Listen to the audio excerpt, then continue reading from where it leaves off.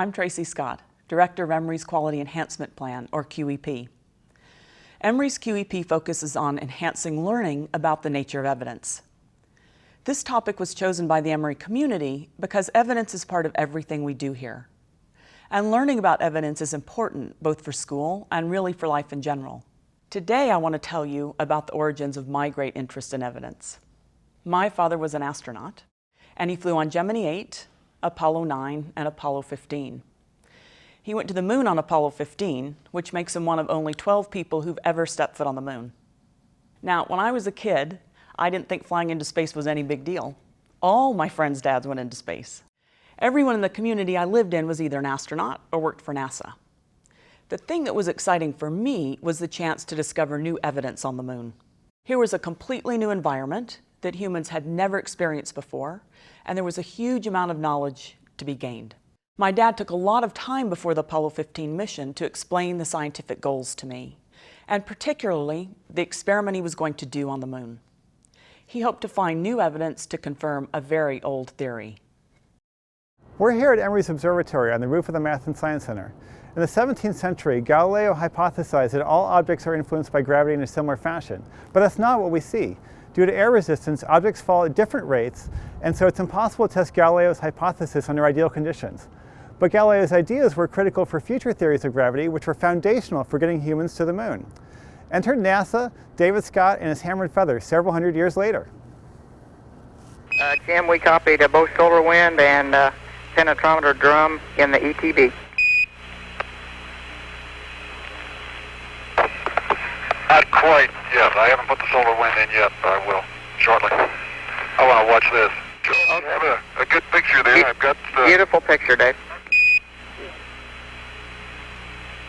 Well, in my left hand I have a feather. In my right hand a hammer. And I guess one of the reasons we got here today was because of a gentleman named Galileo a long time ago who made a rather significant discovery about falling objects in gravity fields. And we thought that where would be a better place to confirm his findings than on the moon. And so we thought we'd try it here for you. The feather happens to be appropriately a falcon feather for our falcon. And I'll drop the two of them here, and hopefully they'll hit the ground at the same time. How about that? It proves that Mr. Galileo was correct in his findings.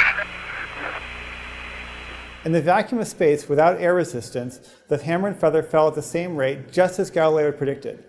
This experiment is a striking visual confirmation of what we now know as the equivalence principle, that the influence of gravity and the influence of inertia are exactly the same. The acceleration an object has due to gravity does not depend on its mass, density, composition, or anything else. I thought it was really cool that my dad was able to do an experiment that linked all the way back to Galileo. This new evidence confirmed Galileo's and others' theories in a new way and showed us both the uniqueness of the Earth and the reality of a completely different celestial body. Learning about the power of evidence when I was a child inspired me. I developed a keen sense of seeking out evidence to deepen what I was being taught and to support my own arguments and to create new knowledge. I realized that good evidence was fundamental for solving any kind of problem and for better understanding the world. So in my role here at Emory, I hope to inspire students to realize the importance of evidence. This small demonstration of complex concepts illustrates the kinds of knowledge and experiences concerning evidence that you will learn about and participate in as students at Emory. The preceding program is copyrighted by Emory University.